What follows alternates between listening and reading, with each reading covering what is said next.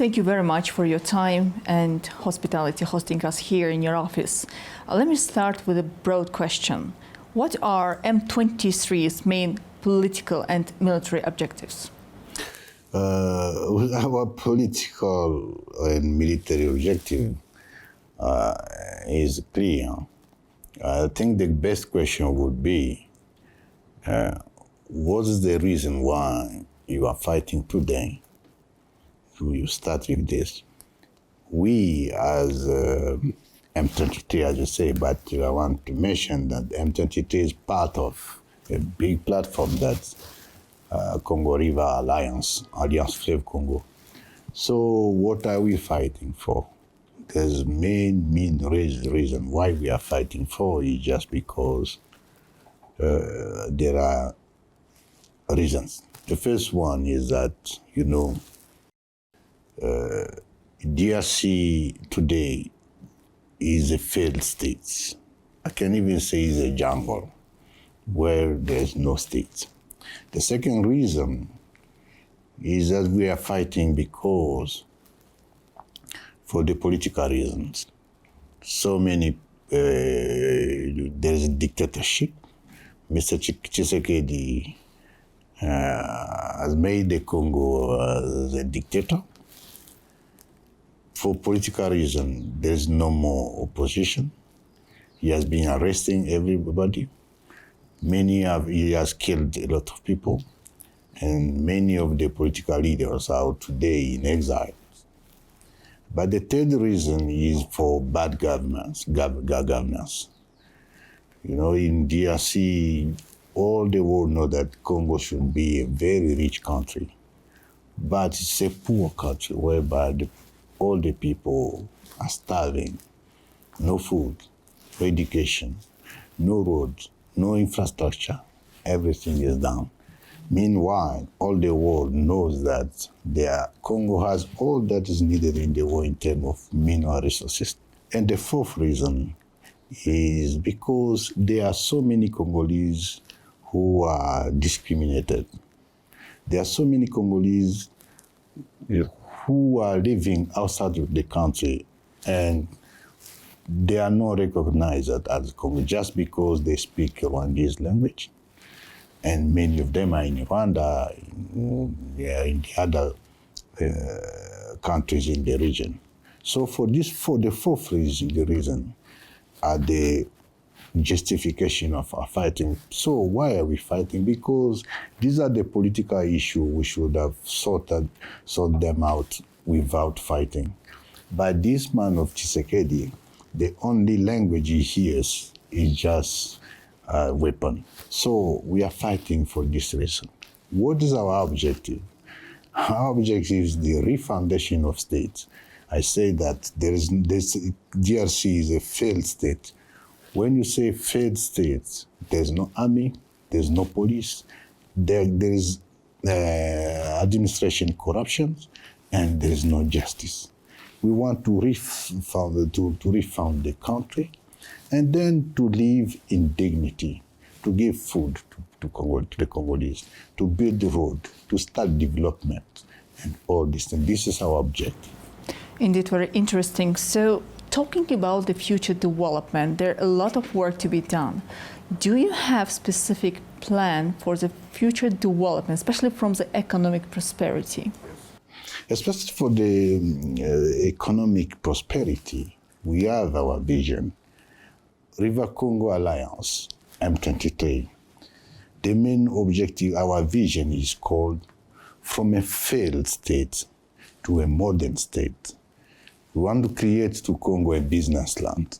How can we have in Congo a business land? For this one, the first thing for us is to refound the country, to refound the state. I've told you about the army, the police, the administration, and the justice. But also to build infrastructure. Congo in itself is a very big country, a continent, whereby there is no road, whereby there is no good infrastructure. But to get there, for the priority, we want to get food for all, to get water, to give where people can live, like housing, but also to have education for our children, and especially the health care. These are the priority, to get the infrastructure, energy, and all that is needed for this to start development. This is our main objective. But this is related to the political. So far as we have, Congo, we are today about 120 million people. But Congo, the Congolese people is made of a lot of tribes, communities. We need to live together. We need peace. We need a kind of guidance to start this development. But we also need to start educating people, to educating Congo to love their country. And then we'll start the development. This is what we are aiming to do.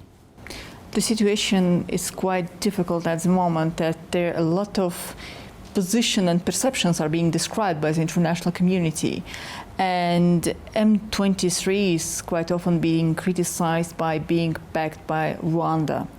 Therefore, what will be your response for that? How do you see the future regional development of your country? I'm happy because you say that is a perception. And today, perception are made.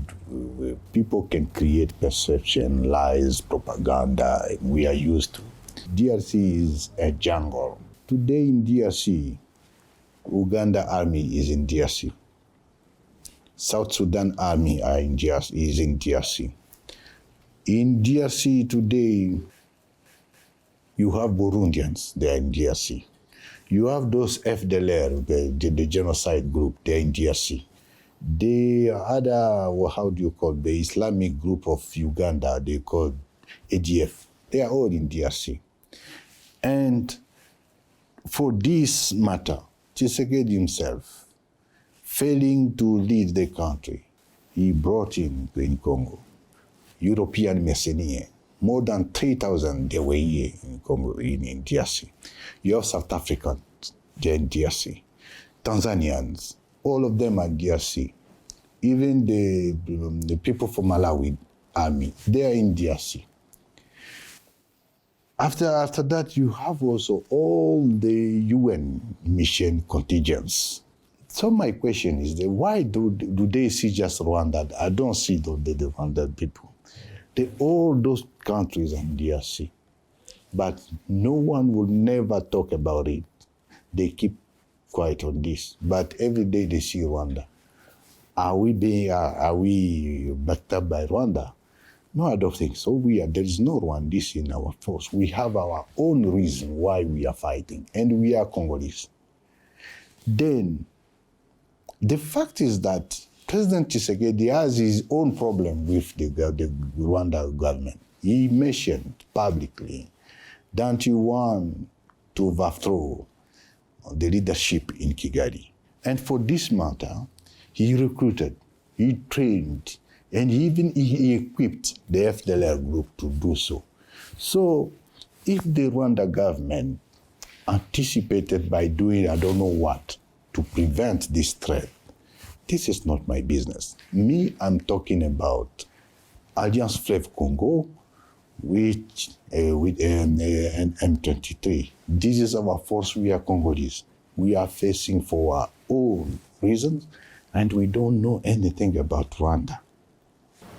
Do you believe that the peace and peaceful solution of what's happening here is still possible? It's and possible. If yes? It's possible. And this is what we have been saying so far.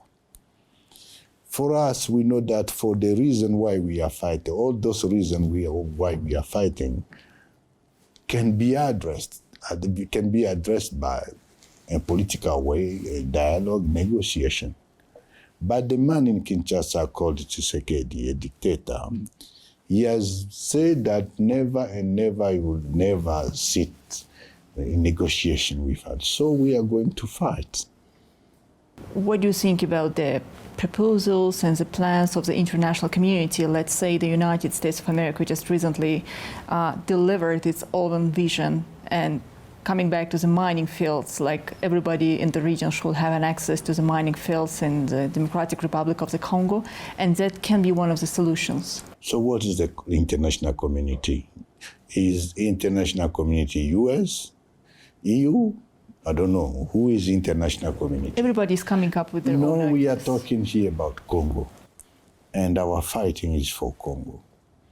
We are not fighting for international community. That does not exist. I don't know what is wrong. When I say Congolese are not eating, they don't have food, they don't have education.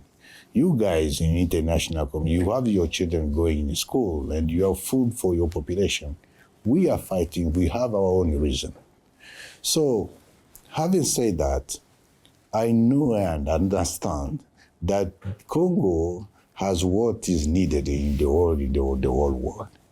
And our vision indeed is to create a business land. I told you, we want to make a Congo as a business land.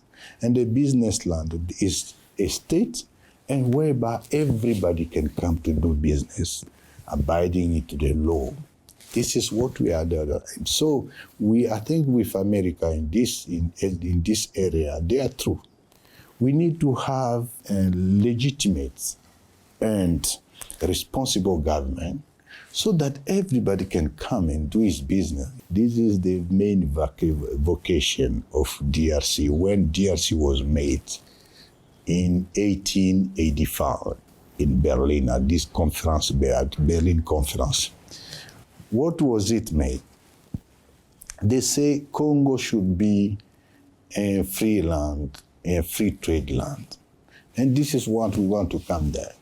When you look at the border of Congo like it is not our grandfather who made it. Congo was granted to us. And today Congo is in the center of international, of the global stakes. Because we have those, for instance, those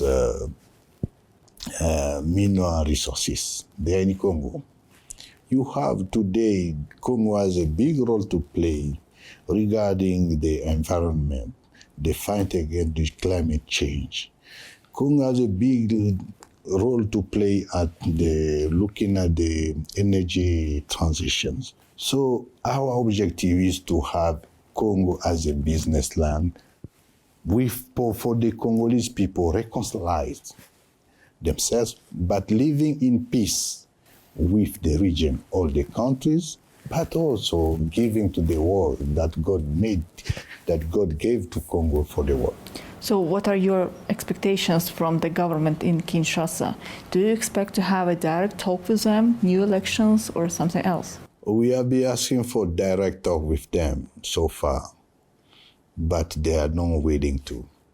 So if they don't want, and you we don't have any expectation. Our expectation to let them understand that we can address this issue by discussing instead of fighting. So it's a direct talks. That means those proposed meeting in between of the governments in Angola, let's say, you are not accepting them. No, like that, but Angola has resigned. I think yes, this process is no longer there.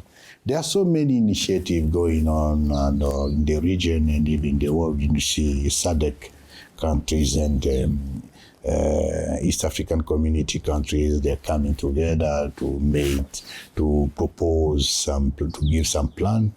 We accept it and we will follow. The thing is that all those things have nothing to do unless we Congolese will say we need to sit together, discuss,